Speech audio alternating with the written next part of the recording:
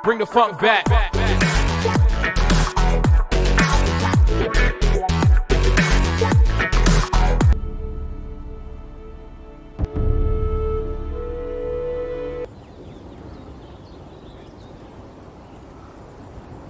Cerita ini berkisah di tahun 1874 di selatan Amerika. Di wilayah barat terdapat sebuah kota kecil bernama Butcher Crossing di wilayah perbatasan kota Kansas yang terkenal dengan perdagangan kulit kerbaunya. Kota ini dikenal merupakan pemasok kulit bison paling bagus di wilayah selatan Amerika, di mana kulit bison sebuah komoditi yang bisa dimanfaatkan kulitnya untuk kebutuhan seperti pembuatan jaket, sepatu, tas, dan lain-lain. Wilayah Butcher Crossing ini memiliki pengepul kulit-kulit bison yang juga ia dapatkan dari hasil para pemburu. Now go on and kill some more buff. Someone else will. McDonald namanya, salah satu pengepul yang mengatur semua harga urusan kulit bison yang diterimanya dari para pemburu bison. Butcher Crossing ini hampir rata-rata penduduknya adalah pemburu bison, terutama Miller. Pekerjaan Miller adalah memburu kawanan bison dan mengambil kulitnya, setelah itu dijual kepada pengepul McDonald. Miller yang diperankan oleh Nicolas Cage merupakan seorang pemburu yang paling andal di Butcher Crossing. Ia juga tahu tempat-tempat di mana para bison ini berdiam dengan kawanannya. Setiap kawanan yang mencapai ribuan ekor yang harus diburu untuk diambil kulitnya saja. And more meaning in my life. Expand. Dan ini Andrew, seorang mahasiswa di Universitas Harvard Boston, seorang anak pendeta yang mulai bosan belajar dan ingin mencari jati dirinya. William yang berkeinginan berpetualang dan mencari tahu dunia luar selain Boston, karena William sering mendengar nama McDonald yang selalu diceritakan oleh ayahnya yang sekarang menjadi seorang pengusaha di wilayah Kansas. Untuk melengkapi petualangannya, akhirnya William pergi ke Butcher Crossing untuk menemui McDonald dengan tujuan agar bisa ikut berpetualangan dalam perburuan bison di wilayah Kansas bersama McDonald dan anak-anak buahnya. Sesampai di Butcher Crossing dan bertemu dengan McDonald di kantornya, William menceritakan semuanya, keinginan dan tujuannya datang ke Butcher Crossing agar bisa bergabung dengan para pemburu bison, bisa menambah petualangannya. Ternyata McDonald menolak keinginan William untuk mengikuti rombongan tim pemburunya. Ia tidak bisa menjamin keselamatan William. Di Butcher ini, William masih mencari para pemburu yang pas agar mau membantunya untuk ikut dalam tim pemburu bison. Akhirnya William bertemu dengan Miller di sebuah bar, tempat para pemburu bison bersantai. Awalnya Miller juga sebenarnya tidak menerima William karena berburu bukan ajang berpetualang. Berburu merupakan mata pencarian Miller dan para pemburu lainnya yang ada di Butcher. Tapi saat William menawarkan bantuan dana, Miller langsung mengiyakan agar William bisa ikut bergabung dengan tim Miller untuk berburu bison. Miller adalah seorang pemburu bison yang handal, yang tidak mau memburu bison hanya 10-20 ekor saja dan dijual ke McDonald, tetapi ia ingin memburu bison dalam jumlah yang sangat banyak. Dengan rencana yang ia ceritakan ke William membuat William tertarik. Miller berencana akan memburu bison ke tempat yang belum pernah dimasuki oleh para pemburu dari Butcher Crossing, tempat yang sangat jauh dari Kansas, tempat yang melewati lembah, sungai, dan pegunungan agar bisa sampai ke tempat tersebut. Di mana tempat yang mereka tuju ini mereka bisa berburu bison dalam seminggu, bisa mencapai ratusan ekor hingga bahkan bisa mencapai ribuan ekor, karena tempat yang mereka tuju merupakan tempat kawanan bison yang sekali berkumpul bisa mencapai 10.000 ekor. Kualitas kulitnya sangat bagus. Kulit bison yang lebih bagus dan tebal bisa mereka dapatkan di daerah itu. Jika dijual ke McDonald, harganya juga akan lebih mahal. Tetapi untuk mencapai tempat tersebut tidaklah mudah. Miller membutuhkan tim dan dana untuk perjalanan mereka, yaitu dengan dana sebesar $600-700 agar sampai ke tempat tujuan tersebut. Tempat yang disebut oleh Miller adalah Colorado. Setelah William dan Miller sepakat bahwa mereka akan pergi berburu bison ke Colorado, tapi mereka masih membutuhkan satu orang lagi untuk bergabung dalam tim sebagai spesialis menguliti kulit bison. Fred diperkenalkan Miller kepada William, bocah songong yang akan bergabung dengan tim Miller. Fred mau bergabung dan pergi berburu ke Colorado bersama Miller dengan satu syarat. Sebagai pengulit bison yang handal di Butcher, ia meminta bayaran setiap bulannya sebesar $60 dan langsung dibayar cash setelah kembali dari Colorado. Setelah tim lengkap dan perbekalan sudah siap, Miller, Fred, William, dan Charlie akhirnya memulai perjalanan mereka menuju perburuan bison paling besar di kota Kansas.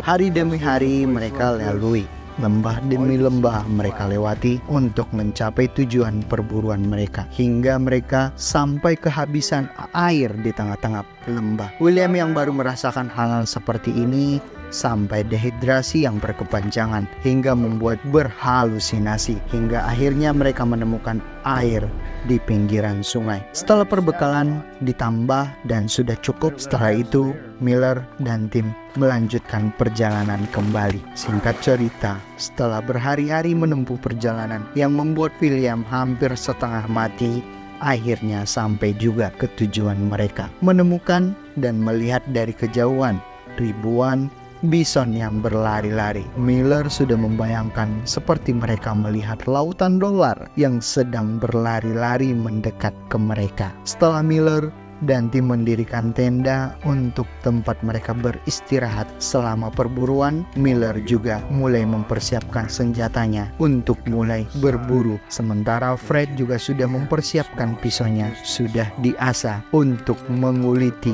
kulit tebalnya bison.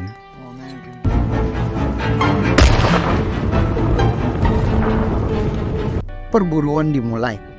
Miller dan William yang akan memulai berburu, sementara Fred dan Charlie menunggu di tenda. Ada cara dan trik untuk bisa menumbangkan ribuan kawanan bison. Miller menguasai hal itu dengan cara Miller harus menumbangkan bison paling besar sebagai pemimpin para semua bison, yang nantinya secara otomatis para pengikutnya juga tidak akan lari kemana-mana, karena bison hanya berpatokan pada pemimpin mereka. Jika pemimpin mereka bisa kabur, mereka juga akan ikut kabur. Nyatanya pemimpin mereka terdiam, sudah mati. Otomatis pengikut juga akan ikut dan tidak akan bisa lari kemana-mana. Itulah yang dilakukan oleh Miller, menumbangkan pemimpin bison.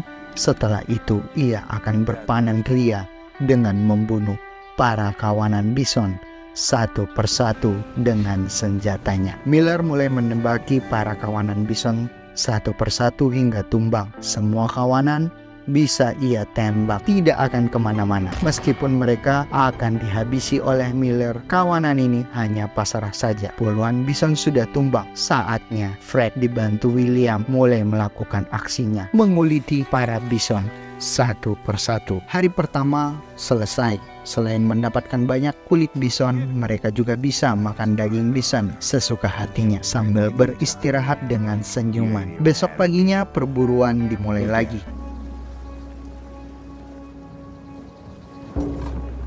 Seperti biasa, Miller menembaki para bison satu persatu. Tiba-tiba Fred menghampiri Miller untuk memperingatkan untuk berhenti sementara dulu untuk memburu, karena sudah banyak mereka yang buru dan sudah dibunuh. Bahkan ada bison yang mulai membusuk, membuat Fred dengan sendiri tidak sanggup menguliti semua bison yang sudah mati. Fred menguliti bison ini bukan puluhan bison, tetapi sehari ia bisa mencapai ratusan bison. Tapi Miller masih bersikeras, tetap terus melakukan perburuan. Ia tidak akan menyia-nyiakan momen ini. Kalau bisa, nanti ia akan bantu Fred untuk mengulitinya. We don't belong out here. Hari demi hari mereka lakukan terus membunuh, terus berburu para kawanan bison. Sampai-sampai William juga sudah mulai bosan, sampai ia jatuh sakit karena setiap hari hanya makan daging bison. Fred juga yang merasakan hal yang sama, bahwa ia bosan memakan daging bison setiap hari. Fred juga sudah memperingatkan Miller, sudah hampir 1 bulan lamanya mereka berburu di sana. Dan kulit yang mereka dapatkan juga sudah lebih dari cukup. Fred juga bingung, sudah memperingatkan Miller bagaimana caranya mereka akan membawa ribuan kulit bison ini ke Butcher Crossing. Fred juga memperingatkan Miller bahwa cuaca juga sudah mulai tidak bersahabat. Cuaca semakin hari semakin dingin, menunjukkan pertanda bahwa akan turunnya salju. Sementara perbekalan mereka sudah mulai menipis. Hal ini bisa membuat perburuan mereka berakibat fatal buat semuanya. Tetapi seorang Miller yang memiliki ambisi dan terlalu rakus dengan rencananya yang ingin menghabisi semua para bison, ia juga berpikir bahwa memang benar kata Fred, mereka tidak akan mungkin membawa semua sekaligus kulit bison ke Butcher. Justru Miller memiliki rencana bakal menghabisi dulu semua kawanan bison ini, dan untuk proses pengirimannya ia akan lakukan nanti 2 kali. Setengah ia bawa pulang ke Butcher dan sisanya ia akan simpan di dekat mereka berkemah. Nanti ia akan kembali lagi, tinggal mengambil sisa kulit yang ia simpan.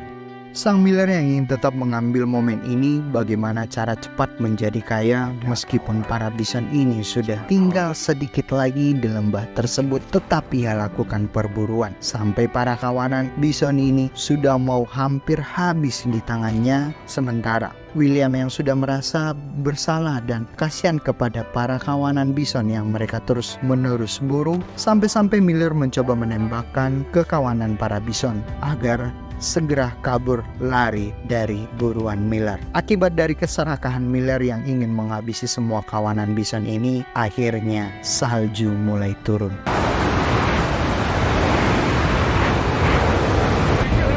Salju mulai turun dengan begitu cepatnya, mengisyaratkan bahwa alam mulai murka terhadap mereka yang ingin menghabisi para kawanan bison ini. Dengan stok makanan yang terbatas, mereka mulai kelaparan, kedinginan, dengan badai salju yang mengharuskan mereka menyelimuti dirinya dengan kulit bison hingga badai salju mereda. Akhirnya mereka terjebak di salju dan tidak bisa pulang ke Butcher.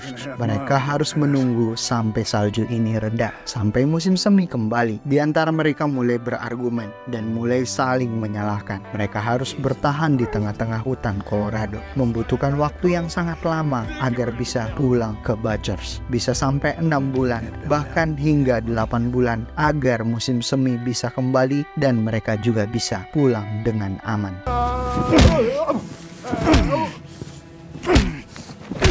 Sisa perbekalan makanan mereka juga sudah mulai menipis. Tinggal hanya 1 karung kacang lagi dan tidak mungkin sanggup untuk bertahan dengan perbekalan seperti itu. Ada satu momen di mana mereka harus saling membunuh. Setelah makan malam, Miller dan William pergi mencoba mencari perbekalan makanan mereka agar bisa bertahan hidup, sekaligus mencari kayu tambahan. Sementara Charlie dan Fred menunggu di dalam tenda. Karena Charlie yang selalu kesal dengan mulutnya Fred yang selalu ngomongnya tanpa difilter, Charlie mencoba sengaja memasukkan bumbu berlebihan ke makanan Fred, membuat Fred menjadi sakit perut. Fred yang sudah beberapa hari sakit perut setelah makan kacang merah buatan Charlie, Fred mulai sering diare, menceret berkali-kali. Dari hal ini menunjukkan kecurigaan Fred ke Charlie, kenapa ia saja yang sakit perut, padahal semua yang di tenda memakan makanan yang sama. Fred merasa bahwa ada yang memasukkan bahan makanan yang berlebihan ke makanannya sehingga membuat Fred terus-menerus diare. Saat hanya mereka ya tinggal berdua saja di dalam kemah, Fred langsung menghajar Charlie yang sudah tua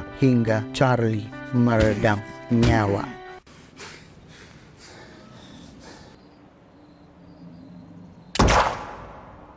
Setelah melihat Charlie yang sudah tidak bernyawa, Miller tidak bisa berbuat apa-apa kepada Fred. Dia hanya terdiam dan marah sesaat. Musim semi akhirnya tiba dan mereka juga bisa pulang membawa kulit bison sesuai dengan kapasitas kuda mereka. Jalan yang mereka lalui masih sama, menuruni bukit dengan membawa beban yang sangat berat. Beban yang sebenarnya sulit dibawa oleh 2 kuda dengan membawa 1.500-an kulit bison. Selama di perjalanan mereka sudah membayangkan sesampai di Butcher mereka bisa menjual menjual 1.500-an kulit bison dengan mendapatkan uang sebesar $18.000.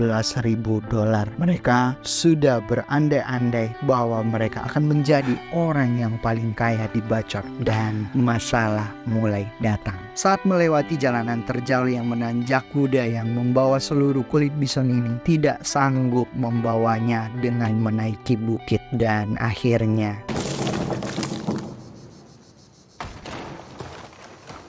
Fred beserta kulit-kulit bison tersebut jatuh ke jurang. Fred tewas seketika bersama kulit-kulit bison yang ia kuliti. Harapan Miller dan William usai sudah. Yang tadi berandai-andai akan menjadi orang kaya di Bacor hanya angan-angan saja. William dan Miller akhirnya pulang ke Bacor dengan tangan kosong. Yang lebih anehnya lagi, saat mereka sampai di Bacor, ternyata Bacor sudah sepi. Tidak ada aktivitas penjualan kulit bison ke McDonald. Justru orang-orang sudah meninggalkan Bacor. Kantor McDonald pun sudah hancur tanpa tersisa. Saat Miller menemukan McDonald yang sudah tidak punya apa-apa, baru ia menjelaskan ke Miller. Adams dropped out of the whole market. The hide business is finished. Pasar kulit Amerika jatuh dan orang-orang sudah tidak menggunakan kulit bison. Kulit bison yang dulu harganya $4 dengan kualitas yang bagus sudah tidak berharga lagi, dan sekarang McDonald sudah tidak memiliki apa-apa, hanya tinggal menunggu ajalnya saja. Sementara di pegunungan Colorado, Miller masih menyimpan 3.000-an lebih kulit bison yang bisa ia jual ke McDonald. Tapi sekarang nilainya sudah tidak ada. William juga akhirnya menyesali petualangannya. Selama membunuh ribuan bison, ia juga menyesali meninggalkan pendidikannya di Harvard. Bahkan ia kehilangan uang yang sudah ia kumpulkan terbuang sia-sia. Sementara Miller yang sudah sangat kesal kepada McDonald dengan semua yang sudah ia impikan pupus begitu saja. Akhirnya Miller mencoba membakar kantor McDonald beserta kulit-kulit bison yang masih tersisa di Bacor. Menurutnya karena ini sudah tidak ada gunanya lagi, dan akhirnya William pulang ke Boston, kembali ke rumah orang tuanya tanpa membawa apapun. Film ini berdasarkan sebuah kisah nyata yang diangkat menjadi sebuah novel, di mana di tahun 1860-an sekitar 60 juta bison masih berkeliaran di daerah selatan Amerika di wilayah barat. Di tahun 1800-an inilah orang Amerika mulai melakukan perburuan yang begitu besar dan gila-gilaan. Selama 2 dekade, populasi bison terjun bebas. Hanya tersisa sebesar 300 ekor saja, dan sekarang di tahun 2020-an sisa populasi bison hanya tersisa. Itu juga karena berkat dari suku Indian yang mampu melestarikan bison yang dianggap sebagai pelestarian kerbau terbesar di masanya dalam sejarah Amerika pada saat itu. Dan di tahun 2016, populasi bison di Amerika dijuluki sebagai hewan mamalia nasional yang dilindungi, dan perburuan sudah tidak pernah ada lagi. Dan film habis. Terima kasih sudah menonton Full Story NSTV. Jangan lupa like, share ke teman-teman kamu. Film apa lagi yang akan kita bahas untuk kedepannya? Please komen ya. Bye bye. Nabo.